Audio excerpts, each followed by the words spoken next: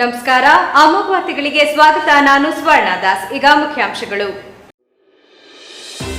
ಅತಿಥಿ ಉಪನ್ಯಾಸಕರ ಬೇಡಿಕೆಯನ್ನ ಶೀಘ್ರವೇ ಈಡೇರಿಸಿ, ಕಾಲೇಜುಗಳಲ್ಲಿ ಪೂರ್ಣ ಪ್ರಮಾಣದ ತರಗತಿಗಳನ್ನು ಆರಂಭಿಸುವಂತೆ ಒತ್ತಾಯಿಸಿ ಕಾಲೇಜುಗಳ ವಿದ್ಯಾರ್ಥಿಗಳಿಂದ ಬೃಹತ್ ಪ್ರತಿಭಟನೆ.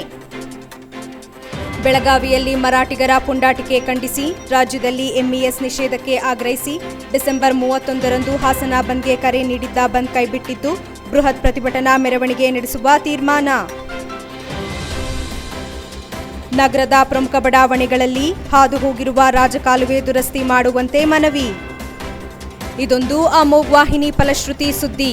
ಬೇಲೂರು ತಾಲೂಕು ಕಚೇರಿ ಎದುರು ಅಡ್ಡಾದಿಡ್ಡಿಯಾಗಿ ನಿಲ್ಲಿಸುತ್ತಿದ್ದ ವಾಹನಗಳ ಸಂಚಾರ ಸಮಸ್ಯೆಗೆ ಪರಿಹಾರ ಸಿಕ್ಕಿದೆ.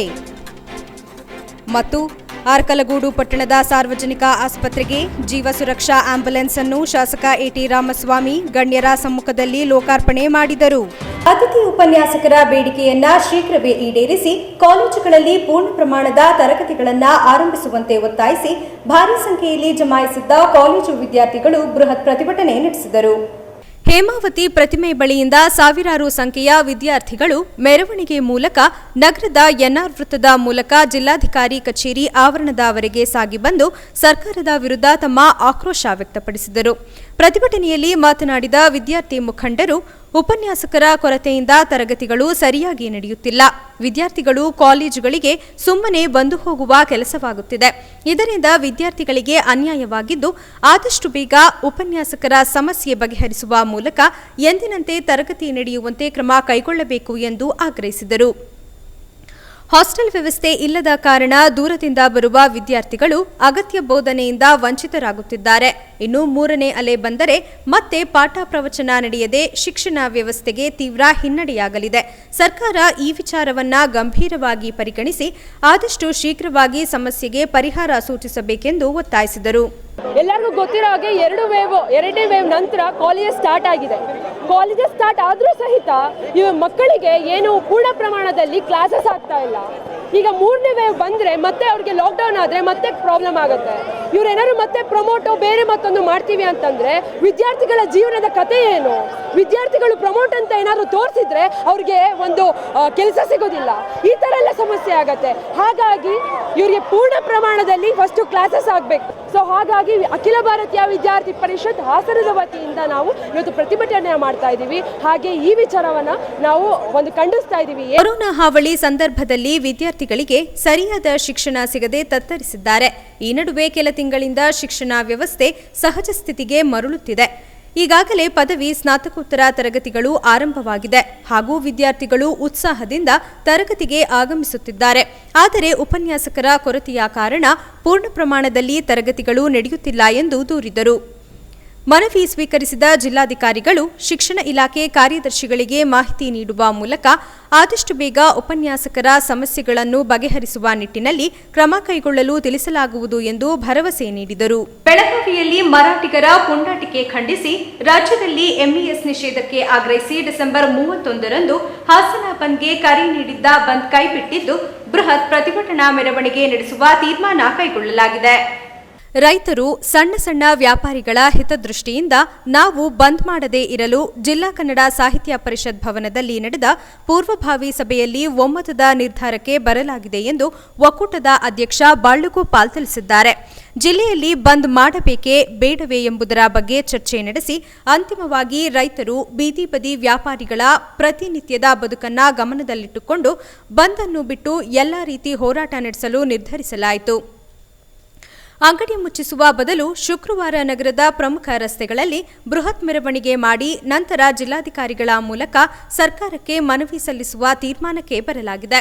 ಕನ್ನಡ ನೆಲದಲ್ಲಿದ್ದುಕೊಂಡು ನಮಗೆ ತೊಂದರೆ ನೀಡುತ್ತಿರುವ ಹೋರಾಟಗಾರರಿಗೆ ಅವಮಾನ ಮಾಡುತ್ತಿರುವ ಪುಂಡರನ್ನ ಕೂಡಲೇ ಬಂಧಿಸಬೇಕು. ಇಲ್ಲವಾದರೆ ಮುಂದಿನ ದಿನಗಳಲ್ಲಿ ಬಂದ್ ರೀತಿಯ ಹೋರಾಟ ಅನಿವಾರ್ಯ ಎಂದು ಎಚ್ಚರಿಸಿದರು.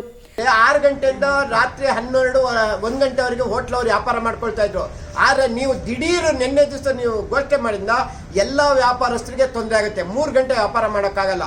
ಅದಕ್ಕೋಸ್ಕರ ನಾವು ಬಂದಿನ ಹಿಂದೆ ತಗೊಂಡಿದ್ದು ಹೊರತು ಈ ಮರಾಠಿಯ ಪುಂಡರ ವಿರುದ್ಧ ಅವರಿಗೆ ಹೆದರ್ಕೊಂಡಾಗ್ಲಿ ಸರ್ಕಾರ ಕಠಿಣ ಕ್ರಮ ತಗೊಳ್ತೀವಿ ಅನ್ನೋದಕ್ಕೋಸ್ಕರ ಅಲ್ಲ. ಅವ್ರನ್ನ ಬಂಧಿಸಬೇಕು.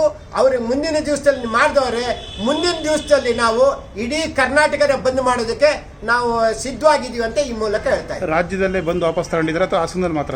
ಇಲ್ಲ, ರಾಜ್ಯದಲ್ಲೂ ನಾಯಕರಿಗಿಲ್ಲ. ನಮ್ಮ ಒಕ್ಕೂಟ ಇಲ್ಲಿ ಮಾಡಿದ್ವಿ. ಅವ್ರು ಇನ್ನೂ ನಾಳೆ ತೀರ್ಮಾನ ಮಾಡ್ತಾರೆ. ಆದ್ರೆ ನಾವು ಈ ತೀರ್ಮಾನ ಮಾಡಿದ್ವಿ, ರಾಜ್ಯದಲ್ಲಿ ಏನಾದ್ರು ಅಂತ ಸಮಯ ಬಂದು ಮಾಡಲೇಬೇಕು ಅಂದಾಗ ನಾವು ಬಂದೋದಕ್ಕೆ ತಗೊಳ್ತೀವಿ. ಯಾಕಂದ್ರೆ ನಾವು ಒಂದು ಒಕ್ಕೂಟನ ಮೇಲ್ಮಟ್ಟದ ಕೇಂದ್ರದಲ್ಲಿ ಒಂದು ಒಕ್ಕೂಟ ಮಾಡಿದರೆ ಅದಕ್ಕೆ ಬದ್ಧವಾಗಿಯೂ ಇದ್ದೀವಿ. ಯಾಕಂದ್ರೆ ನಮ್ಮದೇ ಒಂದು ಒಕ್ಕೂಟದ ನೀತಿ, ಅದೊಂದು ಒಕ್ಕೂಟ ಆದರೆ ಇದು ಒಗ್ಗಟ್ಟೇ ಇರೋದಿಲ್ಲ. ಅದಕ್ಕೋಸ್ಕರ ನಮ್ಮ ಹಾಸನ ಜಿಲ್ಲೆಯ ಎಲ್ಲ ಸಂಘ ಸಂಸ್ಥೆಗಳು ನಾವು ಈ ನಿರ್ಧಾರನ, ಯಾಕಂದ್ರೆ ಇದು ಗ್ರಾಮಾಂತರ ಪ್ರದೇಶದಲ್ಲಿರತಕ್ಕಂಥವ್ರು, ಜಿಲ್ಲಾ ಮಟ್ಟದಲ್ಲಿ ಇರತಕ್ಕಂಥವ್ರು, ಎಲ್ಲ ಹಳ್ಳಿಗಾಡಿನ ಜನಗಳು ಬರ್ತಾರೆ.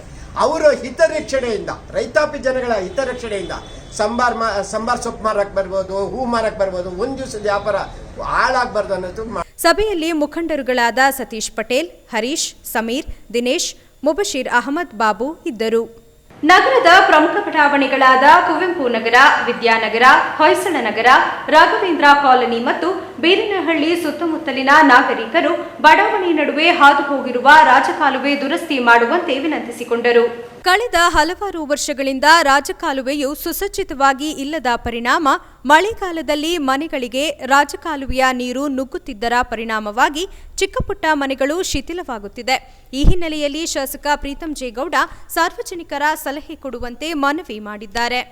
ಈ ಹಿನ್ನೆಲೆಯಲ್ಲಿ ಸ್ಥಳಕ್ಕೆ ಮಾಧ್ಯಮಗಳು ತೆರಳಿದಾಗ ಕುವೆಂಪು ನಗರದ ನಗರಸಭಾ ಸದಸ್ಯ ದಯಾನಂದ್ ಮಾತನಾಡಿ, ಹಲವು ವರ್ಷಗಳಿಂದ ರಾಜಕಾಲುವೆ ಹದಗೆಟ್ಟಿದ್ದು ಇದನ್ನು ದುರಸ್ತಿ ಮಾಡಬೇಕೆಂದು ಮನವಿ ಮಾಡಿದರು. ಸಮಸ್ಯೆ ನಿವಾರಣೆ ಮಾಡ್ಕೊಳ್ಳೋಕ್ಕೆ ನಾನು ಸದಾ ಸಿದ್ಧನಿರ್ತೇನೆ.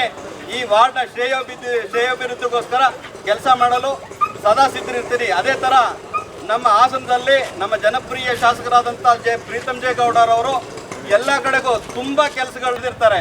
ಅವ್ರುಗಳಲ್ಲಿ ನಾನು ಕೇಳ್ಕೊಳ್ಳೋದೇನಂತಂದರೆ, ಈ ಒಂದು ಕೆಲಸನ ಯಾವ ರೀತಿ ನಿರ್ವಹಣೆ ಮಾಡಬೇಕು, ನಿಮ್ಗೆ ಯಾವ ರೀತಿ ಬೇಕು ಅಂತೇಳಿ ನಾವು ನಮ್ಮ ಶಾಸಕರಲ್ಲಿ ಮನವಿ ಮಾಡೋಣ. ನಿಮ್ಗಳ ಸಾರಥ್ಯದಲ್ಲಿ ನಾವು ಅದ್ರ ಬಗ್ಗೆ ಕೆಲಸಕ್ಕೆ ಮಾಡೋದಕ್ಕೆ ಕೈ ಜೋಡಿಸ್ತೀನಿ ಅಂತಂದಾಗ ಎಲ್ಲರೂ ಬಂದಿದ್ದಾರೆ. ಅವರು ಕೆಲವು ಹಿರಿಯ ನಾಗರಿಕರು ಮಾತನಾಡಿ, ಮಳೆಗಾಲ ಬಂದರೆ ಇಲ್ಲಿ ಮನೆಯಲ್ಲಿರಲು ಭಯವಾಗುತ್ತದೆ. ಕಾಲುವೆಗೆ ಹೊಂದಿಕೊಂಡಂತೆ ಇರುವ ಜಾಗದಲ್ಲಿ ವಾಕಿಂಗ್ ಪಾತ್ ಮಾಡಿ ಇದರಿಂದ ಹಾವುಗಳ ಕಾಟ ಕಡಿಮೆಯಾಗುತ್ತದೆ ಎಂದು ತಮ್ಮ ಅಳಲು ತೋಡಿಕೊಂಡರು. ವಿದ್ಯಾನಗರದ ಬುದ್ಧ ಮಾರ್ಗದ ಬಳಿ ಮಾತನಾಡಿದ ಪತ್ರಕರ್ತ ಆರ್ಪಿ ವೆಂಕಟೇಶ್ ಮೂರ್ತಿ, ಕಿರಿದಾದ ಚರಂಡಿ ದೊಡ್ಡದು ಮಾಡಬೇಕು ಮತ್ತು ಅನಗತ್ಯ ಕಸ ಎಸೆಯುವ ಪದ್ಧತಿ ವಿರುದ್ಧ ಕ್ರಮ ಕೈಗೊಳ್ಳಬೇಕೆಂದು ಅವರು ಒತ್ತಾಯಿಸಿದರು. ಇದರಿಂದ ಅಲ್ಲಿಂದ ಇಲ್ಲಿವರೆಗೆ ಈ ಬ್ರಿಡ್ಜ್ ಸಹ ನಾವೇ ಮಾಡಿಸಿದ್ದು. ಈ ರೋಡಲ್ಲಿ ಒಂದು ಮನೆಗಳಿತ್ತು, ಹಂಚಿನ ಮನೆ, ಆ ಚೆನ್ನಮ್ಮ ಅಂತವರಿದ್ದಾರೆ. ಅವ್ರ ಮನೆಯೂ ಸಹ ನಮ್ಮ ಅಭಿವೃದ್ಧಿ ಸಂಘದ ವತಿಯಿಂದ ಹೂಡಾದರ ಒಂದು ಸಹಯೋಗದಲ್ಲಿ ಅವರಿಗೊಂದು ಮನೆಯೂ ಸಹ ಸ್ಯಾಂಕ್ಷನ್ ಮಾಡಿಸಿ ಈ ಕೆಲಸ ಪ್ರಾರಂಭ ಆಗಿದೆ. ಇದು ವಿದ್ಯಾನಗರ ನಿವಾಸಿಗಳ ಪರವಾಗಿ ನಾವು MLA ಅವರಿಗೆ ಅಭಿನಂದನೆ ಸಲ್ಲಿಸ್ತೇವೆ. ನಂತರ ಬೀರನಹಳ್ಳಿ ಕಾಲನಿಯಲ್ಲಿ ನಿವಾಸಿ ಪ್ರಕಾಶ್ ಮಾತನಾಡಿ, ಬೀರನಹಳ್ಳಿ ಬಡಾವಣೆ ಮೂಲಕ ಹಾದು ಹೋಗಿರುವ ರಾಜಕಾಲುವೆಯಲ್ಲಿ ವಿದ್ಯಾನಗರದಿಂದ ಬರುವ UGD ಪೈಪ್ ಸಂಪರ್ಕ ಕಲ್ಪಿಸಲಾಗಿದೆ. ಈ ಕಲುಷಿತ ನೀರು ಹರಿಯುತ್ತಿರುವ ಕಾರಣ ಸುತ್ತಮುತ್ತಲಿನ ಪರಿಸರ ಹದಗೆಟ್ಟಿದೆ. ಆದ್ದರಿಂದ ರಾಜಕಾಲುವೆಗೆ ಶೌಚಾಲಯದ ನೀರು ಹರಿಯದಂತೆ ತಡೆಯಬೇಕು ಎಂದು ಒತ್ತಾಯಿಸಿದರು.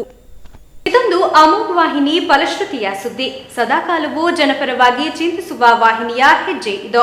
ಸಾರ್ವಜನಿಕರ ಶಕ್ತಿ ಕೇಂದ್ರವೆಂದೇ ಖ್ಯಾತಿಯಾದ ನೆಹರು ನಗರದಲ್ಲಿನ ತಾಲೂಕು ಕಚೇರಿ, ಮಿನಿ ವಿಧಾನಸೌಧದ ಮುಂಭಾಗದ ಚಿಕ್ಕಮಗಳೂರು ಹಾಸನ ರಾಷ್ಟ್ರೀಯ ಹೆದ್ದಾರಿ ರಸ್ತೆಯಲ್ಲಿ ಅಡ್ಡಾದಿಡ್ಡಿಯಾಗಿ ನಿಲ್ಲಿಸುತ್ತಿದ್ದ ವಾಹನಗಳ ಸಂಚಾರ ಸಮಸ್ಯೆಗೆ ಪರಿಹಾರ ಸಿಕ್ಕಿದೆ.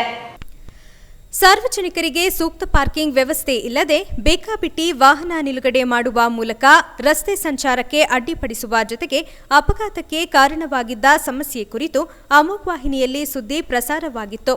ಈ ವರದಿಗೆ ಸ್ಪಂದಿಸಿದ ಪುರಸಭೆ ಇಂದು ಹಾಳು ಬಿದ್ದು ಗಿಡ ಪೊದೆಗಳಿಂದ ಅನೈತಿಕ ತಾಣವಾಗಿದ್ದ ಸ್ಥಳವನ್ನು ಜೆಸಿಬಿ ಮೂಲಕ ಸ್ವಚ್ಛತೆ ಕಾರ್ಯವನ್ನ ನಡೆಸಿದಲ್ಲದೆ ರಸ್ತೆಗೆ ಚಾಚಿಕೊಂಡಿದ್ದ ಕ್ಯಾಂಟೀನ್ಗಳನ್ನು ತೆರವು ಮಾಡುವ ಮೂಲಕ ಸಾರ್ವಜನಿಕರ ಮೆಚ್ಚುಗೆಗೆ ಪಾತ್ರವಾಗಿದೆ.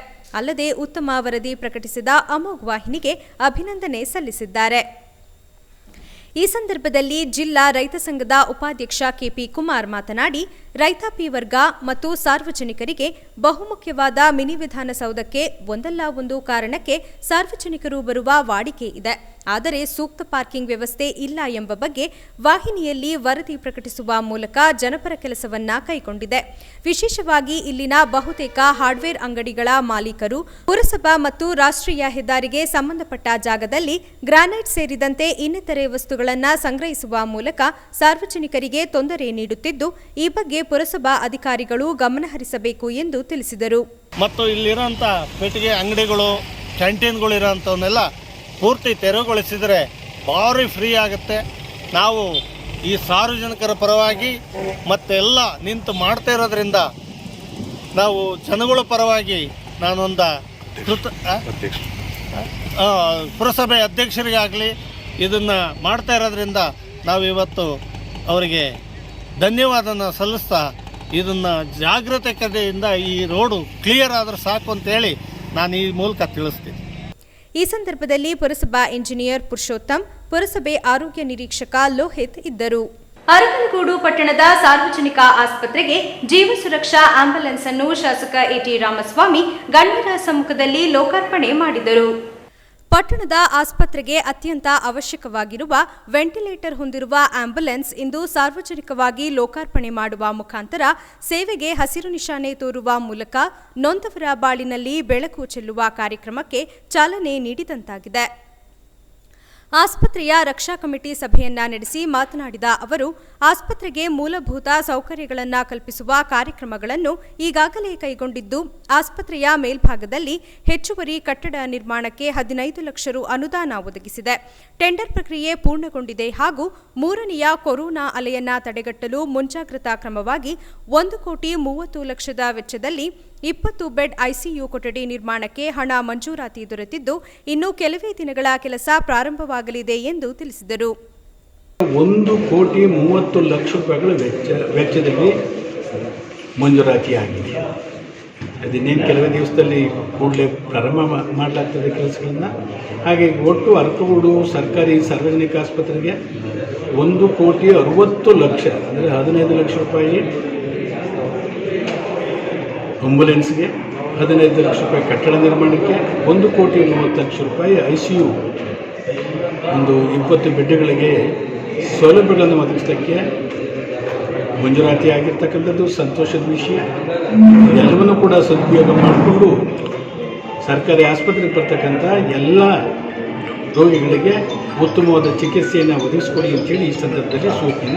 ಹಲವಾರು ವರ್ಷಗಳಿಂದ ನೆನೆಗುದಿಗೆ ಬಿದ್ದಿರುವ ಸ್ಕ್ಯಾನಿಂಗ್ ಯಂತ್ರಕ್ಕೆ ಚಾಲನೆ ನೀಡಲು ನುರಿತ ವೈದ್ಯರ ನಿಯೋಜನೆಗೆ ಸರ್ಕಾರಕ್ಕೆ ಪತ್ರ ಬರೆಯುವುದಾಗಿ ಹಾಗೂ ಕಣ್ಣಿನ ಶಸ್ತ್ರಚಿಕಿತ್ಸೆಗೆ ಸಹಾಯವಾಗುವ ಮೈಕ್ರೋಸ್ಕೋಪ್ ಯಂತ್ರವನ್ನ ಈ ಹಿಂದೆ ಕಣ್ಣಿನ ತಜ್ಞ ವೈದ್ಯರು ಇಲ್ಲ ಎಂಬ ಕಾರಣಕ್ಕೆ ಹೊಳೆನರಸೀಪುರ ಆಸ್ಪತ್ರೆಗೆ ನೀಡಲಾಗಿತ್ತು.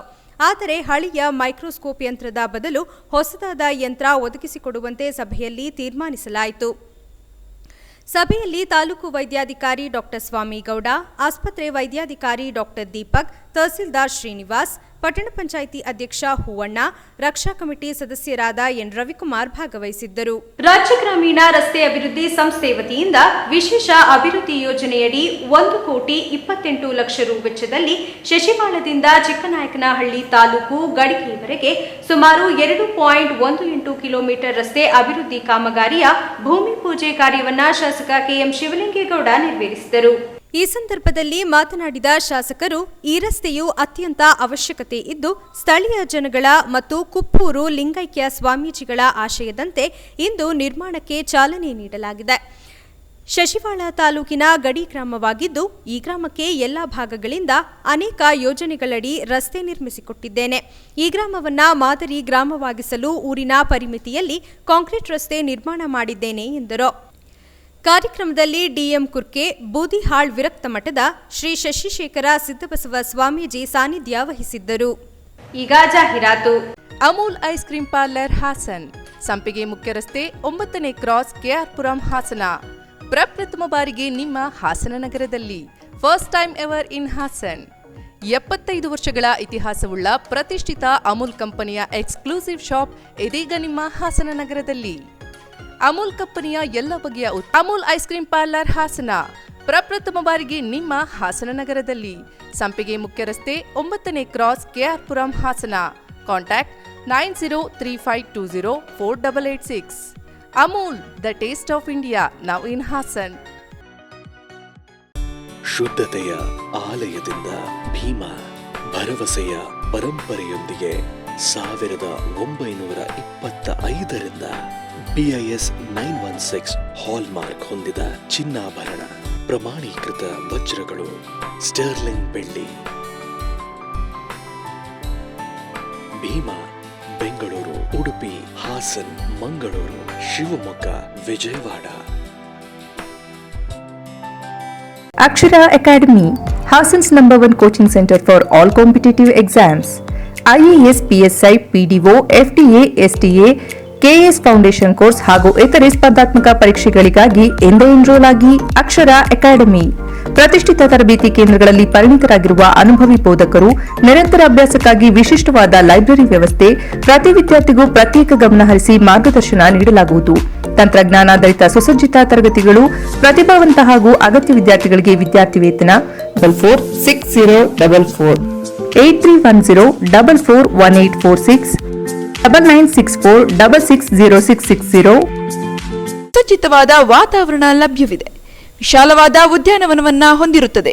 ಈಗಾಗಲೇ ಹಲವು ಮನೆಗಳು ನಿರ್ಮಾಣಗೊಂಡಿದ್ದು ತಕ್ಷಣವೇ ನಿಮ್ಮ ಮನೆ ಕಟ್ಟಿಕೊಳ್ಳಲು ಸೂಕ್ತ ಸೌಲಭ್ಯ ಹೊಂದಿರುವ ಬಡಾವಣೆಯಾಗಿದೆ. ನಿವೇಶನ ಕೊಳ್ಳುವವರಿಗೆ ಬ್ಯಾಂಕಿನಿಂದ ಸಾಲ ಸೌಲಭ್ಯವಿದೆ. ಹೆಚ್ಚಿನ ಮಾಹಿತಿಗಾಗಿ ಸಂಪರ್ಕಿಸಿ. ವ್ಯವಸ್ಥಾಪಕರು BJS ನಗರ, ಬೇಲೂರು.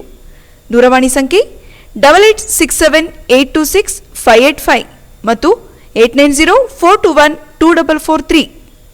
ಮತ್ತೊಮ್ಮೆ ಅಮೋಘ ವಾರ್ತೆಗಳಿಗೆ ಸ್ವಾಗತ. ರೈತರು ಹಾಗೂ ಸಾರ್ವಜನಿಕರ ಹಿತದೃಷ್ಟಿಯಿಂದ ಕಂದಾಯಕ್ಕೆ ಸಂಬಂಧಪಟ್ಟ ಪ್ರಕರಣಗಳನ್ನು ಪ್ರತಿ ಬುಧವಾರ ಪಟ್ಟಣದ ತಾಲೂಕು ಕಚೇರಿಯಲ್ಲಿ ಸಕಲೇಶಪುರ ಉಪವಿಭಾಗಾಧಿಕಾರಿಗಳ ಸಮ್ಮುಖದಲ್ಲಿ ಇತ್ಯರ್ಥಪಡಿಸಲಾಗುವುದೆಂದು ವಕೀಲರ ಸಂಘದ ಅಧ್ಯಕ್ಷ HR ಚಂದ್ರು ತಿಳಿಸಿದ್ದಾರೆ. ತಾಲೂಕು ಪತ್ರಕರ್ತರ ಸಂಘದ ಕಚೇರಿಯಲ್ಲಿ ಮಾತನಾಡಿದ ಅವರು, ಕಂದಾಯ ಇಲಾಖೆಗೆ ಸಂಬಂಧಪಟ್ಟ ಪ್ರಕರಣಗಳನ್ನು ಇತ್ಯರ್ಥ ಮಾಡುವುದರ ಕುರಿತು ಪ್ರತಿ ಬುಧವಾರ ಸಕಲೇಶಪುರದ ಉಪವಿಭಾಗಾಧಿಕಾರಿಗಳ ಕಚೇರಿಯಲ್ಲಿ ನಡೆಸಲಾಗುತ್ತಿತ್ತು. 100ಕ್ಕೂ ಹೆಚ್ಚು ಕಕ್ಷಿದಾರರು ಮತ್ತು ಬೇಲೂರು ತಾಲೂಕಿನ ಸುತ್ತಮುತ್ತ ಗ್ರಾಮಗಳಿಂದ ಸಕಲೇಶಪುರದ AC ಕೋರ್ಟ್ಗೆ ಹಾಜರಾಗಬೇಕಿತ್ತು. ಕಕ್ಷಿದಾರರ ಜೊತೆ 35ಕ್ಕೂ ಹೆಚ್ಚು ವಕೀಲರು ತೆರಳಬೇಕಿತ್ತು ಎಂದರು. ತಾಲೂಕಿನ ಗಡಿ ಪ್ರದೇಶದಲ್ಲಿರುವ ರೈತರು ಸಕಲೇಶಪುರದ AC ಕೋರ್ಟ್ಗೆ ತೆರಳುತ್ತಿದ್ದರು. ಕೆಲವೊಮ್ಮೆ ಪ್ರಕರಣ ಸಂಜೆಯಾದರೂ ಇತ್ಯರ್ಥವಾಗದೆ ತಡವಾಗುತ್ತಿತ್ತು. ಬಸ್ಸಿನ ವ್ಯವಸ್ಥೆ ಇಲ್ಲದೆ ರೈತರು, ಸಾರ್ವಜನಿಕರು ತೊಂದರೆಗೆ ಒಳಗಾಗುತ್ತಿದ್ದರು. ಈ ಸಮಸ್ಯೆ ಬಗ್ಗೆ ತಾಲೂಕು ವಕೀಲರ ಸಂಘ ಹಾಗೂ ಹಿರಿಯ ಶ್ರೇಣಿ ನ್ಯಾಯಾಧೀಶರ ಮೂಲಕ ಉಪವಿಭಾಗಾಧಿಕಾರಿ ಹಾಗೂ ಜಿಲ್ಲಾಧಿಕಾರಿಗಳ ಗಮನಕ್ಕೆ ತರಲಾಗಿತ್ತು. ಈ ಮನವಿಗೆ ಸ್ಪಂದಿಸಿದ ಸಕಲೇಶಪುರದ ಉಪವಿಭಾಗಾಧಿಕಾರಿಗಳು ಹೊಸ ವರ್ಷ ಜನವರಿ 5ನೇ ತಾರೀಕು ಪ್ರಥಮವಾಗಿ ಬೇಲೂರು ಪಟ್ಟಣದ ತಾಲೂಕು ಕಚೇರಿ ಸಭಾಂಗಣದಲ್ಲಿ ತಹಸೀಲ್ದಾರರ ಉಪಸ್ಥಿತಿಯಲ್ಲಿ ನಡೆಸಲಾಗುವುದೆಂದು ಆದೇಶ ಹೊರಡಿಸಿರುವುದನ್ನು ತುಂಬು ಹೃದಯದಿಂದ ಸ್ವಾಗತಿಸಿರುವುದಾಗಿ ತಿಳಿಸಿದರು. ನಮ್ಮ ಅಧ್ಯಕ್ಷರು ಹೇಳಿದಂಗೆ ಉತ್ಸಾಹಿ IAS ಅಧಿಕಾರಿ ಸಕಲೇಶಪುರದ ಉಪವಿಭಾಗದಲ್ಲಿರ್ತಕ್ಕಂಥ ನಾವು ಹಿಂದೆ ಇದ್ದವರಿಗೂ ಕೂಡ ಹಲವಾರು ಬಾರಿ ಮನವಿ ಮಾಡಿದ್ವಿ, ಜಿಲ್ಲಾಧಿಕಾರಿಯವರಿಗೂ ಮಾಡಿದ್ವಿ. ಒಬ್ಬ ನಮ್ಮ ಸಕಲೇಶಪುರದ ಉಪವಿಭಾಗಾಧಿಕಾರಿಗಳಿಗೆ ಬೇಲೂರು, ಆಲೂರು, ಸಕಲೇಶಪುರ, ಅರ್ಕಲಗೂಡು ಇಷ್ಟು ತಾಲೂಕಿಗೆ ಒಬ್ಬರು ಉಪವಿಭಾಗಾಧಿಕಾರಿ ಆಗಿರೋದ್ರಿಂದ ಅರ್ಕಲಗೂಡಿಗೆ ಹೋಗಿ ಪ್ರಕರಣ ನಡೆಸ್ತಾ ಇದ್ರು. ಬಿಟ್ಟರೆ ನಾವು ಬೇಲೂರವರಿಗೆ ದೂರದ ಪ್ರದೇಶದಲ್ಲಿದ್ದವರು. ಹಾಗಾಗಿ ನಾವು ಹೋಗಿ ನಮ್ಮ ವಕೀಲರ ಸಂಘ ಮಾತುಕತೆ ಮಾಡಿ ಈ ಥರ ಮಾಡೋದು ಅಂತ ಹೇಳಿ ಹೋಗಿ ಅರ್ಜಿ ಕೊಟ್ಟಾಗ ಅದೇ ದಿನ ನಮಗೆ ಒಂದು ಆದೇಶವನ್ನು ಮಾಡಿಕೊಟ್ಟಿದ್ದಾರೆ. ಪ್ರತಿ ಬುಧವಾರ AC ಕೋರ್ಟ್ ನಡೀತದೆ. ಪ್ರತಿ ಬುಧವಾರ ಮಧ್ಯಾಹ್ನ 3 ಗಂಟೆಗೆ, ಪ್ರತಿ ಬುಧವಾರ ಮಧ್ಯಾಹ್ನ 3 ಗಂಟೆ. ವಕೀಲರ ಸಂಘದ ಕಾರ್ಯದರ್ಶಿ ಪುಟ್ಟಸ್ವಾಮಿ ಮಾತನಾಡಿ, ಸಕಲೇಶಪುರ ಉಪವಿಭಾಗಾಧಿಕಾರಿಗಳ ಕಚೇರಿಯಲ್ಲಿ ನಡೆಯುತ್ತಿದ್ದ ಕಂದಾಯ ಇತ್ಯರ್ಥ ಪ್ರಕರಣಗಳಲ್ಲಿ ಭಾಗವಹಿಸುವ ಕಕ್ಷಿದಾರರು ತಮ್ಮ ಕೆಲಸ ಕಾರ್ಯ ಒತ್ತಡಗಳ ನಡುವೆ ಸಮಯಕ್ಕೆ ಸರಿಯಾಗಿ ಹಾಜರಾಗಲು ಕಷ್ಟವಾಗಿತ್ತು ಎಂದು ತಿಳಿಸಿದರು. ಈ ಸಂದರ್ಭದಲ್ಲಿ ಖಜಾಂಚಿ ಧರ್ಮೇಗೌಡ ಹಾಜರಿದ್ದರು. ಭಾರತದ ಯೋಧರು ಗಡಿ ಕಾಯುತ್ತಾ ದೇಶ ಸೇವೆ ಮಾಡುತ್ತಿದ್ದರೆ ದೇಶದೊಳಗೆ ಇರುವ ಈ ಯೋಧರ ತಂದೆ ತಾಯಿ ಸೇರಿದಂತೆ ಕುಟುಂಬ ಸದಸ್ಯರನ್ನ ಕಾಯುವುದು ಪ್ರತಿಯೊಬ್ಬ ಭಾರತೀಯ ನಾಗರಿಕನ ಕರ್ತವ್ಯವಾಗಬೇಕೆಂದು ತಹಸೀಲ್ದಾರ್ ಸಂತೋಷ್ ಕುಮಾರ್ ಕರೆ ನೀಡಿದರು. ನಗರದ ಹಾರನಹಳ್ಳಿ ರಾಮಸ್ವಾಮಿ ಸಭಾಭವನದಲ್ಲಿ ಯೋಧರ ತಾಯಂದರಿಗೆ ಸೋದರಿ ನಿವೇದಿತಾ ಪ್ರತಿಷ್ಠಾನದಿಂದ ಆಯೋಜಿಸಲಾಗಿದ್ದ ಅಮ್ಮ ನಮನ ಕಾರ್ಯಕ್ರಮದಲ್ಲಿ ಬೆಳಗುವ ಜ್ಯೋತಿಗೆ ತೈಲ ಹಾಕುವ ಮೂಲಕ ಉದ್ಘಾಟಿಸಿ ಮಾತನಾಡಿದರು. ಇತಿಹಾಸದಿಂದಲೂ ಭಾರತವು ಯೋಧರನ್ನ ವಿಶೇಷ ಸ್ಥಾನಗಳ ಮೂಲಕ ಗೌರವಿಸುತ್ತಾ ಬಂದಿದೆ. ಸ್ವಾತಂತ್ರ್ಯ ಪೂರ್ವದಲ್ಲೂ ಮತ್ತು ಸ್ವಾತಂತ್ರ್ಯದ ನಂತರವೂ ದೇಶಕ್ಕಾಗಿ ಅನೇಕ ಯುದ್ಧಗಳಲ್ಲಿ ಭಾಗವಹಿಸಿದ್ದಾರೆ. ಸಾವಿರಾರು ಯೋಧರು ಯುದ್ಧಗಳಲ್ಲಿ ಮಡಿದು ಹುತಾತ್ಮರಾದರೆ ಮತ್ತನೇಕರು ತಮ್ಮ ಅಂಗಾಂಗಗಳನ್ನು ಕಳೆದುಕೊಂಡು ಜೀವನ ಪರ್ಯಂತ ಕಷ್ಟಕರ ಜೀವನವನ್ನ ಎದುರಿಸುತ್ತಿದ್ದಾರೆ. ಕೇಂದ್ರ ಮತ್ತು ರಾಜ್ಯ ಸರ್ಕಾರವು ಸೈನ್ಯಕ್ಕಾಗಿ ವಿಶೇಷ ಅನುದಾನಗಳನ್ನು ಬಿಡುಗಡೆ ಮಾಡುತ್ತಾ ಆಧುನಿಕ ಶಸ್ತ್ರಾಸ್ತ್ರಗಳನ್ನು ಸೇರ್ಪಡೆ ಮಾಡಿಕೊಂಡು ವಿಶ್ವದಲ್ಲೇ ಬಲಿಷ್ಠ ಸೇನಾಪಡೆಯನ್ನ ನಿರ್ಮಾಣ ಮಾಡುತ್ತಿದೆ ಎಂದರು. ನಮ್ಮನ್ನು ಗುರುತಿಸಿ ನಮ್ಮ ಬಗ್ಗೆ ಮೆಚ್ಚುಗೆಯ ಮಾತನಾಡಿ ನಾವು ನಿಮ್ಮೊಂದಿಗಿದ್ದೇವೆ ಎಂಬ ಭರವಸೆಯೊಂದಿಗೆ ನಮಗೆ ಧೈರ್ಯ ತುಂಬುವ ಮಾತುಗಳನ್ನು ಈ ಕಾರ್ಯಕ್ರಮದ ಮೂಲಕ ಸಂದೇಶವನ್ನ ನೀಡಿದ್ದೀರಿ. ಇದರಿಂದ ನಮ್ಮ ಮನಸ್ಸು ತುಂಬಿ ಬಂದಿದೆ ಎಂದು ತಾಯಂದಿರು ಭಾವಪೂರ್ಣವಾಗಿ ಹೇಳಿಕೊಂಡರು. ನಮ್ಮ ದೇಶವನ್ನು ಕಾಯ್ತಿರ್ತಕ್ಕಂತಹ ನಿಸ್ವಾರ್ಥದಿಂದ ಯಾವುದೇ ಭೇದ ಭಾವ ಇಲ್ಲದೆ ಕೇವಲ ನಮ್ಮ ಮನೆಯನ್ನು ಕಾಯ್ತಕ್ಕಂಥದ್ದು ಇಡೀ ದೇಶವನ್ನು ಕಾಯ್ತಕ್ಕಂಥ ಎಲ್ಲ ಯೋಧರ ತಾಯಂದಿರುಗಳಿಗೆ ಒಂದು ಗೌರವಿಸುವಂತಹ ಒಂದು ಸುದಿನ. ನಾವು ಯೋಧರುಗಳನ್ನು ಗೌರವಿಸ್ತೀವಿ ಸ್ವತಂತ್ರ ದಿನಾಚರಣೆಯಲ್ಲಿ ಮತ್ತು ಗಣರಾಜ್ಯೋತ್ಸವದಲ್ಲಿ, ಆದರೆ ಇವತ್ತಿನ ತಾಯಿಯಂದಿರುಗಳನ್ನ ಯಾವತ್ತಿಗೂ ಕೂಡ ಆ ಕಾರ್ಯಕ್ರಮದಲ್ಲಿ ಗೌರವಿಸಿಲ್ಲ.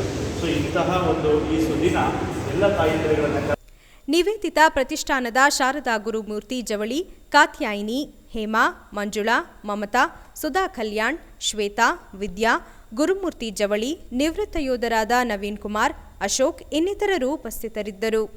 ಬೇಲೂರು ರಸ್ತೆ ಸಾರಿಗೆ ಸಂಸ್ಥೆ ಬಸ್ ನಿಲ್ದಾಣಕ್ಕೆ ಲೋಕೋಪಯೋಗಿ ಇಲಾಖೆಯಿಂದ ಹೆಚ್ಚುವರಿಯಾಗಿ ಸ್ಥಳ ಪಡೆದು ವಿಸ್ತರಣೆ ಮಾಡುವ ಸಂಬಂಧ ಶಾಸಕ ಕೆಎಸ್ ಲಿಂಗೇಶ್ ಹಾಗೂ ಸಾರಿಗೆ ಇಲಾಖೆಯ ಹಿರಿಯ ಅಧಿಕಾರಿಗಳು ಸ್ಥಳ ಪರಿಶೀಲನೆ ನಡೆಸಿದರು. ಈ ಸಂದರ್ಭ ಮಾತನಾಡಿದ ಶಾಸಕ ಕೆಎಸ್ ಲಿಂಗೇಶ್, ಬೆಳಗಾವಿ ಅಧಿವೇಶನದಲ್ಲಿ ಬಸ್ ನಿಲ್ದಾಣದ ಸ್ಥಳದ ಕೊರತೆ ಕುರಿತು ಚರ್ಚಿಸಿದ್ದೆ. ಬಸ್ ನಿಲ್ದಾಣದೊಳಗಿನ ಕಟ್ಟಡಕ್ಕಿಂತ ಉಳಿಕೆ ಸ್ಥಳ ಕಿರಿದಾಗಿದ್ದು ಬಸ್ ನಿಲುಗಡೆಗೆ ತೊಂದರೆ ಆಗುತ್ತಿರುವುದನ್ನ ಮನವರಿಕೆ ಮಾಡಿಕೊಟ್ಟು ಪಕ್ಕದಲ್ಲೇ ಇರುವ ಲೋಕೋಪಯೋಗಿ ಇಲಾಖೆಗೆ ಸೇರಿದ ದೇಗುಲ ರಸ್ತೆಯಿಂದ ಮೂಡಿಗೆರೆ ರಸ್ತೆಯವರೆಗೆ 20 ಅಡಿ ಅಗಲದಷ್ಟು ಸ್ಥಳ ನೀಡುವಂತೆ ಮನವಿ ಮಾಡಿದ್ದೇನೆ. ಅದರ ಪರಿಣಾಮ ಲೋಕೋಪಯೋಗಿ ಇಲಾಖೆಯ ಉನ್ನತಾಧಿಕಾರಿಗಳು ಹಾಗೂ ಸಾರಿಗೆ ಇಲಾಖೆಯ ಚಿಕ್ಕಮಗಳೂರು ಹಾಗೂ ಹಾಸನ ವಿಭಾಗೀಯ ಅಧಿಕಾರಿಗಳು ಒಟ್ಟಿಗೆ ಸಮಾಲೋಚನೆ ನಡೆಸಿದ್ದಾರೆ. ನಿಲ್ದಾಣಕ್ಕೆ ಎಷ್ಟು ಸ್ಥಳ ಬಿಟ್ಟುಕೊಡಬಹುದು ಎಂಬುದರ ಕುರಿತು ಚಿಂತನೆ ನಡೆಸಿದ್ದಾರೆ. ಸ್ಥಳ ಹಸ್ತಾಂತರದ ನಂತರ ನಿಲ್ದಾಣದ ವಿಸ್ತರಣೆ ಕಾರ್ಯ ಆರಂಭಗೊಳ್ಳಲಿದೆ ಎಂದು ತಿಳಿಸಿದರು. ಚಿಕ್ಕಮಗಳೂರು ಸಾರಿಗೆ ಇಲಾಖೆಯ ಡಿಸಿ ಎಚ್ಟಿ ವೀರೇಶ್ ಮಾತನಾಡಿ, ಬೇಲೂರಿನ ಸಾರಿಗೆ ಬಸ್ ಸಂಚಾರದಲ್ಲಿನ ಸಮಸ್ಯೆ ಕುರಿತು ಶಾಸಕರು ಗಮನಕ್ಕೆ ತಂದಿದ್ದಾರೆ. ಇದರ ಜೊತೆ ಬಸ್ ನಿಲ್ದಾಣ ವಿಸ್ತರಣೆ ಮಾಡಲು ಇಂಗಿತ ವ್ಯಕ್ತಪಡಿಸಿದ್ದಾರೆ. ಈ ಬಗ್ಗೆ ಗಮನ ಹರಿಸಿ ವಿಸ್ತರಣೆಗೆ ಕ್ರಮ ಕೈಗೊಳ್ಳಲಾಗುವುದು.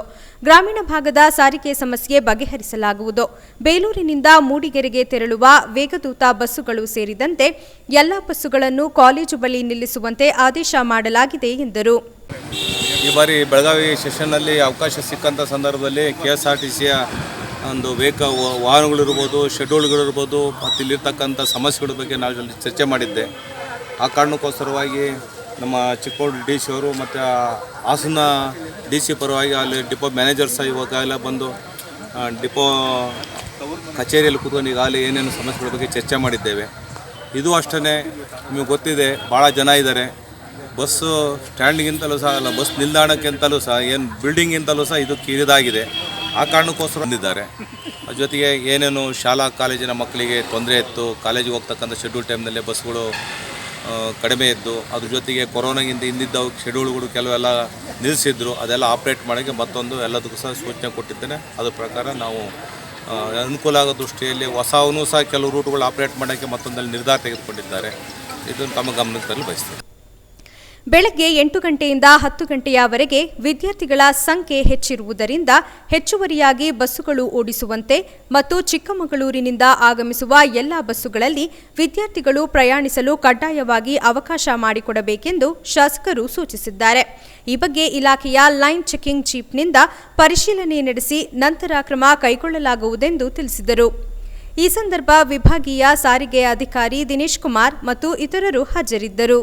ಕನ್ನಡ ಬಾವುಟಕ್ಕೆ ಬೆಂಕಿ ಹಚ್ಚಿ ಸಂಗೊಳ್ಳಿ ರಾಯಣ್ಣ ಹಾಗೂ ಬಸವಣ್ಣನವರ ಪ್ರತಿಮೆಗಳನ್ನು ವಿರೂಪಗೊಳಿಸಿದ್ದ ಎಂಇಎಸ್ ಸಂಘಟನೆಯನ್ನ ನಿಷೇಧ ಮಾಡಬೇಕೆಂದು ಒತ್ತಾಯಿಸಿ ಕರೆ ನೀಡಿದ್ದ ಬಂದ್ಗೆ ನೀಡಿದ್ದ ಬೆಂಬಲವನ್ನ ಹಿಂದಕ್ಕೆ ಪಡೆಯಲಾಗಿದೆ. ಇದೇ ಡಿಸೆಂಬರ್ 31ರಂದು ಕನ್ನಡ ಒಕ್ಕೂಟ ಕರೆ ನೀಡಿದ್ದ ಕರ್ನಾಟಕ ಬಂದ್ಗೆ ಕರ್ನಾಟಕ ರಕ್ಷಣಾ ವೇದಿಕೆ ರಾಜ್ಯಾಧ್ಯಕ್ಷ ಪ್ರವೀಣ್ ಶೆಟ್ಟಿ ಬಣ ಬೆಂಬಲ ವ್ಯಕ್ತಪಡಿಸಿದರು. ಕೊರೋನಾ ಬಂದು ಇಡೀ ವರ್ಷವೆಲ್ಲ ಆರ್ಥಿಕ ಸಂಕಷ್ಟದಲ್ಲಿರುವ ಉದ್ದಿಮೆದಾರರು, ವ್ಯಾಪಾರಸ್ಥರು, ಹೋಟೆಲ್ ಉದ್ಯಮಗಳಿಗೆ ವರ್ಷದ ಕೊನೆಯ ದಿನ ವ್ಯಾಪಾರ ವಹಿವಾಟು ಚೆನ್ನಾಗಿ ನಡೆಯುವುದರಿಂದ ಅಂತಹವರಿಗೆ ಸಮಸ್ಯೆಯಾಗಬಾರದು ಎಂಬ ಉದ್ದೇಶದಿಂದ ಕರ್ನಾಟಕ ರಕ್ಷಣಾ ವೇದಿಕೆ ಬೆಂಬಲ ಹಿಂದಕ್ಕೆ ಪಡೆದಿದೆ. ಆದ್ದರಿಂದ ಜಿಲ್ಲೆಯ ಜನತೆಯ ಪರವಾಗಿ ಎಲ್ಲ ಪ್ರಗತಿಪರ ಸಂಘಟನೆಗಳು ಬಂದ್ಗೆ ಸಹಕಾರ ನೀಡಬಾರದಾಗಿ ಕರ್ನಾಟಕ ರಕ್ಷಣಾ ವೇದಿಕೆ ತಾಲೂಕು ಅಧ್ಯಕ್ಷ ವಿಎಸ್ ಭೋಜೇಗೌಡ ಮನವಿ ಮಾಡಿದರು. ಪ್ರಗತಿಪರ ಸಂಘಟನೆಗಳು ಇದೇ ಡಿಸೆಂಬರ್ 31ರಂದು ಕರ್ನಾಟಕ ಬಂದ್ಗೆ ಕರೆ ನೀಡಿದ್ದು, ಇದಕ್ಕೆ ನಮ್ಮ ಪ್ರವೀಣ್ ಶೆಟ್ಟರು ಬೆಂಬಲವನ್ನು ವ್ಯಕ್ತಪಡಿಸಿದ್ದರು. ಆದರೆ ವರ್ಷದ ಕೊನೆಯ ದಿನವಾಗಿದ್ದು ಇಡೀ ವರ್ಷವೆಲ್ಲ ಕರೋನಾ ಸಮಯವಾಗಿದ್ದು ವ್ಯಾಪಾರ ವಹಿವಾಟುಗಳು, ಉದ್ದಿಮೆದಾರರು ಎಲ್ಲ ಸಂಕಷ್ಟದಲ್ಲಿರುವುದರಿಂದ ವರ್ಷದ ಕೊನೆಯ ದಿನ ವ್ಯಾಪಾರ ವಹಿವಾಟು ಚೆನ್ನಾಗಿ ನಡೆಯುವುದರಿಂದ ಈ ಬಂದ್ ಮಾಡುವುದರಿಂದ ವ್ಯಾಪಾರಸ್ಥರಿಗೆ ಸಮಸ್ಯೆ ಆಗುತ್ತದೆ ಎಂಬುದನ್ನು ಮನಗಂಡ ನಮ್ಮ ರಾಜ್ಯಾಧ್ಯಕ್ಷರು ಈ ಬಂದಿನ ಬೆಂಬಲದಿಂದ ವಾಪಸ್ಸು ಹಿಂದೆ ಸರಿದಿದ್ದಾರೆ. ಹಾಗಾಗಿ ನಾವು ಹಾಸನ ಜಿಲ್ಲೆಯಾದ್ಯಂತ ಎಲ್ಲ ಸಂಘಟನೆಗಳಲ್ಲೂ ಮನವಿ ಮಾಡಿಕೊಳ್ಳುತ್ತಿದ್ದೇನೆ, ಯಾವುದೇ ಸಂಘಟನೆಗಳು ಈ ಬಂದಿಗೆ ಬೆಂಬಲ ವ್ಯಕ್ತಪಡಿಸಬಾರದು. ನಮ್ಮ ಸಂಘಟನೆಯ ಬೆಂಬಲವೂ ಸಹ ಇಲ್ಲ ಅಂತೇಳಿ ಈ ಮೂಲಕ ತಿಳಿಯಪಡಿಸುತ್ತಿದ್ದೇನೆ. ಇದೇ ಸಂದರ್ಭದಲ್ಲಿ ಪ್ರಧಾನ ಕಾರ್ಯದರ್ಶಿ ಜಯಪ್ರಕಾಶ್ ಹಾಜರಿದ್ದರು. ಬೆರಳೆಣಿಕೆ ಮಂಡಿ ಷೇರುದಾರರೊಂದಿಗೆ ಆರಂಭಗೊಂಡ ಗಾಯತ್ರಿ ವಿವಿಧೋದ್ದೇಶ ಸಹಕಾರ ಸಂಘವು 20 ವರ್ಷಗಳಲ್ಲಿ ಉತ್ತಮ ಬೆಳವಣಿಗೆ ಕಾಣುತ್ತಿರುವುದು ಸಮಾಜದ ಆರೋಗ್ಯಪೂರ್ಣ ಮನಸ್ಥಿತಿಯ ದ್ಯೋತಕವಾಗಿ ಸಂಘ ಶಕ್ತಿಯಲ್ಲೇ ಹಿತ ಅಡಗಿದೆ ಎಂದು ಅಧ್ಯಕ್ಷ ಟಿಎನ್ ಚಂದ್ರಶೇಖರ್ ಹೇಳಿದರು. ಗಾಯತ್ರಿ ವಿವಿಧೋದ್ದೇಶ ಸಹಕಾರ ಸಂಘದ ವಾರ್ಷಿಕ ಸಭೆಯಲ್ಲಿ ಮಾತನಾಡಿ, ಬ್ಯಾಂಕ್ನಲ್ಲಿ ಈ ಹಿಂದೆ ಕಾರ್ಯನಿರ್ವಹಿಸಿದ ಹಿರಿಯರ ಪರಿಶ್ರಮದಿಂದ ಲಾಭದ ಹಂತಕ್ಕೆ ಬಂದು ನಿಂತಿದೆ. ಬ್ಯಾಂಕ್ ಇನ್ನೂ ಉತ್ತಮವಾದ ಕಾರ್ಯವನ್ನ ನಿರ್ವಹಿಸಲು ಗ್ರಾಹಕರು ಸಾಲ ಪಡೆದುಕೊಳ್ಳುವುದರ ಜೊತೆಗೆ ಉತ್ತಮವಾಗಿ ಬ್ಯಾಂಕಿನ ಜೊತೆ ಒಡನಾಟ ಇಟ್ಟುಕೊಳ್ಳಬೇಕು ಎಂದರು. ಪ್ರತಿ ವರ್ಷ ಗಾಯತ್ರಿ ಬ್ಯಾಂಕ್ನಿಂದ ಸದಸ್ಯರಿಗೆ ಮತ್ತು ವಿಪ್ರ ಬಾಂಧವರಿಗೆ ಮನರಂಜನೆಯ ಆಟೋಟ ಹಾಗೂ ಕ್ರೀಡಾಕೂಟ ನಡೆಸಲಾಗುತ್ತಿದ್ದು, ಇನ್ನೂ ಹೆಚ್ಚು ಉತ್ತೇಜನವನ್ನ ನೀಡಲಾಗುವುದು. ನಿರ್ದೇಶಕರು, ಸಿಬ್ಬಂದಿಗಳು ಹಾಗೂ ಗುರು ಹಿರಿಯರ ಸಹಕಾರ ಮತ್ತು ಸಲಹೆಯನ್ನ ಪಡೆದು ಇನ್ನೂ ಹೆಚ್ಚು ಅಭಿವೃದ್ಧಿಯತ್ತ ಕೊಂಡೊಯ್ಯಲಾಗುವುದು ಎಂದರು. ಈ ಸಂದರ್ಭದಲ್ಲಿ ಉಪಾಧ್ಯಕ್ಷೆ ಕೆಎಂ ನವರತ್ನ ಕುಮಾರಿ, ನಿರ್ದೇಶಕರಾದ HS Vasudeva, Dhanya, BS Murali, S Raghukumar, KS Raghavendra, Srivatsa ಹಾಜರಿದ್ದರು. ಬಾಣಾವರ ಗ್ರಾಮ ಪಂಚಾಯಿತಿಯ 21 ಸ್ಥಾನಗಳ ಮತ ಎಣಿಕೆ ಕಾರ್ಯ ಯಶಸ್ವಿಯಾಗಿ ಗುರುವಾರ ಸಂಜೆ ಮುಗಿದಿದ್ದು, ಯಾವುದೇ ಅಹಿತಕರ ಘಟನೆ ನಡೆದಿರುವುದಿಲ್ಲ. ಅರಸೀಕೆರೆ ತಾಲೂಕು ಬಾಣಾವರ ಗ್ರಾಮ ಪಂಚಾಯಿತಿಯ ಒಟ್ಟಾರೆ 22 ಸ್ಥಾನಗಳಿಗೆ ಚುನಾವಣೆ ಘೋಷಣೆಯಾಗಿ 1 ಸ್ಥಾನ ಮಾತ್ರ ಅವಿರೋಧವಾಗಿ ಆಯ್ಕೆಗೊಂಡಿದ್ದು, 21 ಸ್ಥಾನಗಳಿಗೆ ಒಟ್ಟು 67 ಅಭ್ಯರ್ಥಿಗಳು ನಾಮಪತ್ರಗಳನ್ನು ಸಲ್ಲಿಸಿ ಚುನಾವಣಾ ಕಣದಲ್ಲಿದ್ದರು. ಡಿಸೆಂಬರ್ 27ರಂದು ಚುನಾವಣೆ ನಡೆಸಲಾಗಿತ್ತು. ತಾಲೂಕು ಕಚೇರಿ ಸಭಾಂಗಣದಲ್ಲಿ ಗುರುವಾರ ಮತ ಎಣಿಕೆ ನಡೆಸಿದ್ದು, 21 ಅಭ್ಯರ್ಥಿಗಳ ರಾಜಕೀಯ ಭವಿಷ್ಯ ಹೊರಬಿದ್ದಿದೆ. 21 ವಾರ್ಡ್ಗಳಲ್ಲಿ 2ನೇ ವಾರ್ಡ್ನ ಮುರಳೀಧರ ಹಾಗೂ ವೀಣಾ ಸುರೇಶ್ ಇಬ್ಬರು ಅಭ್ಯರ್ಥಿಗಳು ಸರಿಸಮಾನಾದ ಮತ ಪಡೆದಿದ್ದು, ಮರು ಎಣಿಕೆ ಮಾಡಲಾಯಿತು. ಮರು ಎಣಿಕೆ ಮತ್ತು ಮೊದಲ ಎಣಿಕೆಯಲ್ಲಿ ಗೊಂದಲವಾದ ಕಾರಣ ಅಭ್ಯರ್ಥಿಗಳು ಆಕ್ಷೇಪ ವ್ಯಕ್ತಪಡಿಸಿದ ಹಿನ್ನೆಲೆ 3 ಬಾರಿ ಮರು ಎಣಿಕೆ ನಡೆಸಲಾಗಿ ಸಂಜೆ 6 ಗಂಟೆಯವರೆಗೆ ಫಲಿತಾಂಶ ಘೋಷಣೆ ಆಗಿರಲಿಲ್ಲ. ಗ್ರಾಮ ಪಂಚಾಯಿತಿ ಚುನಾವಣೆಯಲ್ಲಿ ಪಕ್ಷದ ಚಿಹ್ನೆಯೂ ಇಲ್ಲದಿರುವುದರಿಂದ ರಾಜಕೀಯ ಪಕ್ಷಗಳು ತಮ್ಮ ತಮ್ಮ ಬೆಂಬಲಿತ ಅಭ್ಯರ್ಥಿಗಳನ್ನೇ ಕಣಕ್ಕೆ ಇಳಿಸಿ ಅವರ ಗೆಲುವಿಗೆ ಆಯಾ ಪಕ್ಷದ ನಾಯಕರುಗಳು ಶ್ರಮಿಸಿರುತ್ತಾರೆ. ಈ ಹಿನ್ನೆಲೆಯಲ್ಲಿ ಜೆಡಿಎಸ್ ಹಾಗೂ ಕಾಂಗ್ರೆಸ್ ಬೆಂಬಲಿತ ಅಭ್ಯರ್ಥಿಗಳ ನಡುವೆ ತೀವ್ರ ಪೈಪೋಟಿ ಏರ್ಪಟ್ಟಿತ್ತು. ಮುಂದೆ ಗ್ರಾಮ ಪಂಚಾಯಿತಿ ಯಾವ ಪಕ್ಷದ ಬೆಂಬಲಿತ ಅಭ್ಯರ್ಥಿಗಳ ಪಾಲಾಗಲಿದೆ ಕಾದು ನೋಡಬೇಕಿದೆ. ಈಗ ಸಂಕ್ಷಿಪ್ತ ಸುದ್ದಿಗಳು. ವಿಜ್ಞಾನದ ಬೆಳವಣಿಗೆಗಳ ಕುರಿತು ಮಕ್ಕಳಲ್ಲಿ ಅರಿವು ಮೂಡಿಸಿ ವೈಜ್ಞಾನಿಕ ಮನೋಭಾವ ಮೂಡಿಸುವ ಸಂಗಡ ವಿಜ್ಞಾನದ ಕುರಿತು ಆಸಕ್ತಿ ಮೂಡಿಸುವ ಕಾರ್ಯ ನಡೆಯಬೇಕಾಗಿದೆ ಎಂದು ಟೈಮ್ಸ್ ಸಂಸ್ಥೆ ಮುಖ್ಯಸ್ಥ ಬಿಕೆ ಗಂಗಾಧರ್ ತಿಳಿಸಿದರು. ಅರಕಲಗೂಡು ಪಟ್ಟಣದಲ್ಲಿರುವ ಹಾಸನ ಪಿಯು ಪದವಿ ಪೂರ್ವ ಕಾಲೇಜಿನಲ್ಲಿ ಹಮ್ಮಿಕೊಳ್ಳಲಾಗಿರುವ 3 ದಿನದ ಸೈನ್ಸ್ ಎಕ್ಸ್ಪೋ 2021 ಕಾರ್ಯಕ್ರಮಕ್ಕೆ ಚಾಲನೆ ನೀಡಿ ಮಾತನಾಡಿದ ಅವರು, 10ನೇ ತರಗತಿಯ ವಿದ್ಯಾರ್ಥಿಗಳಿಗೆ ವಿಜ್ಞಾನ ಚಟುವಟಿಕೆಗಳ ಬಗ್ಗೆ ಪ್ರಾತ್ಯಕ್ಷಿತೆ ಮೂಲಕ ತಿಳಿಸಿಕೊಡುವ ಕಾರ್ಯವನ್ನು ಹಾಸನ ಟೈಮ್ಸ್ ಪಿಯು ಕಾಲೇಜ್ ಹಮ್ಮಿಕೊಂಡಿದ್ದು, ಇದೊಂದು ಜ್ಞಾನ ಪ್ರಸಾರ ಕಾರ್ಯವಾಗಿದೆ ಎಂದರು. ದಿನಾಂಕ 29ರಂದು ಬೆಳಗ್ಗೆ 10 ಗಂಟೆ ಸಮಯದಲ್ಲಿ ಸಕಲೇಶಪುರ ತಾಲೂಕಿನ ಕ್ಯಾನಹಳ್ಳಿ ವೇದಮೂರ್ತಿ ಹೆಂಡತಿ ಸರೋಜರವರೊಂದಿಗೆ ಮನೆಗೆ ಬೀಗ ಹಾಕಿಕೊಂಡು ಕಾಫಿ ಹಣ್ಣನ್ನು ಕುಯ್ಯಲು ಹೋಗಿದ್ದರು. ಇದನ್ನು ಗಮನಿಸಿ ಮನೆಗೆ ನುಗ್ಗಿದ ಕಳ್ಳರು 2 ಲಕ್ಷ ರೂಪಾಯಿ ಮೌಲ್ಯದ ಬೀರುವಿನಲ್ಲಿದ್ದ 50 ಗ್ರಾಂ ತೂಕದ ಚಿನ್ನದ ಆಭರಣವನ್ನು ಹಾಗೂ 1 ಜೊತೆ ಬೆಳ್ಳಿ ಕಾಲು ಚೈನನ್ನು ಕದ್ದು ಪರಾರಿಯಾಗಿದ್ದಾರೆ. ಈ ಪ್ರಕರಣ ದಾಖಲಿಸಿಕೊಂಡು ತನಿಖೆ ನಡೆಸುತ್ತಿದ್ದಾರೆ. ಕೊನೆಯಲ್ಲಿ ಮತ್ತೊಮ್ಮೆ ಮುಖ್ಯಾಂಶಗಳು. ಅತಿಥಿ ಉಪನ್ಯಾಸಕರ ಬೇಡಿಕೆಯನ್ನ ಶೀಘ್ರವೇ ಈಡೇರಿಸಿ, ಕಾಲೇಜುಗಳಲ್ಲಿ ಪೂರ್ಣ ಪ್ರಮಾಣದ ತರಗತಿಗಳನ್ನು ಆರಂಭಿಸುವಂತೆ ಒತ್ತಾಯಿಸಿ ಕಾಲೇಜುಗಳ ವಿದ್ಯಾರ್ಥಿಗಳಿಂದ ಬೃಹತ್ ಪ್ರತಿಭಟನೆ. ಬೆಳಗಾವಿಯಲ್ಲಿ ಮರಾಠಿಗರ ಪುಂಡಾಟಿಕೆ ಖಂಡಿಸಿ ರಾಜ್ಯದಲ್ಲಿ ಎಂಇಎಸ್ ನಿಷೇಧಕ್ಕೆ ಆಗ್ರಹಿಸಿ ಡಿಸೆಂಬರ್ 31ರಂದು ಹಾಸನ ಬಂದ್ಗೆ ಕರೆ ನೀಡಿದ್ದ ಬಂದ್ ಕೈಬಿಟ್ಟಿದ್ದು ಬೃಹತ್ ಪ್ರತಿಭಟನಾ ಮೆರವಣಿಗೆ ನಡೆಸುವ ತೀರ್ಮಾನ. ನಗರದ ಪ್ರಮುಖ ಬಡಾವಣೆಗಳಲ್ಲಿ ಹಾದು ಹೋಗಿರುವ ರಾಜಕಾಲುವೆ ದುರಸ್ತಿ ಮಾಡುವಂತೆ ಮನವಿ. ಇದೊಂದು ಅಮೋಘ್ ವಾಹಿನಿ ಫಲಶ್ರುತಿ ಸುದ್ದಿ. ಬೇಲೂರು ತಾಲೂಕು ಕಚೇರಿ ಎದುರು ಅಡ್ಡಾದಿಡ್ಡಿಯಾಗಿ ನಿಲ್ಲಿಸುತ್ತಿದ್ದ ವಾಹನಗಳ ಸಂಚಾರ ಸಮಸ್ಯೆಗೆ ಪರಿಹಾರ ಸಿಕ್ಕಿದೆ. ಮತ್ತು ಅರ್ಕಲಗೂಡು ಪಟ್ಟಣದ ಸಾರ್ವಜನಿಕ ಆಸ್ಪತ್ರೆಗೆ ಜೀವ ಸುರಕ್ಷಾ ಆಂಬ್ಯುಲೆನ್ಸ್ ಅನ್ನು ಶಾಸಕ ಎಟಿ ರಾಮಸ್ವಾಮಿ ಗಣ್ಯರ ಸಮ್ಮುಖದಲ್ಲಿ ಲೋಕಾರ್ಪಣೆ ಮಾಡಿದರು. ಮುಂದಿನ ವಾರ್ತಾ ಸಂಚಿಕೆಯೊಂದಿಗೆ ಮತ್ತೆ ಭೇಟಿಯಾಗೋಣ. ವಂದನೆಗಳು.